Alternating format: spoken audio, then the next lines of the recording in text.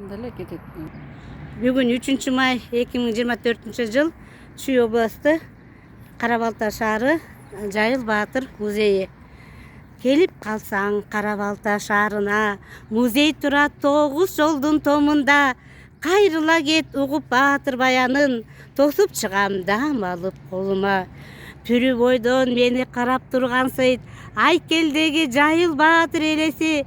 Келгенимде ак батасын бергенсиит, ат карылып Баатыр берген батасы.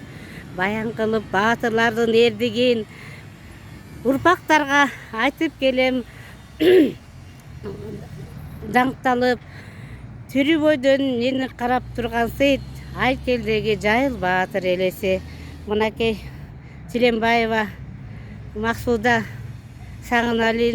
Сапаралиевна Жайыл районунун китепканасында 6 жылдан бери кызмат кылат. Мына Жайыл ата сото коомунун сынакы 2024 кароо сынагынын шарты боюнча мына Жайыл Баатыр музеyi менен таанышып, Айкелге гүл коюп,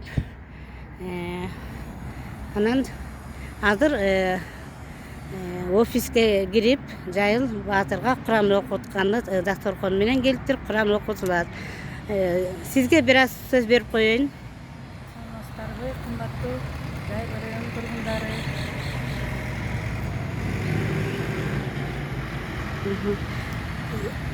Рахмат сизге конкурска катышып жатканыңызга. Китепканада Максуда эже дайыма көп жылдан бери иштеп, Жайыл Баатырдын эрдиң даңазалган көргөзмөлөрдү жасап турушат. Былтыр райондун 30 жылдыгы болду.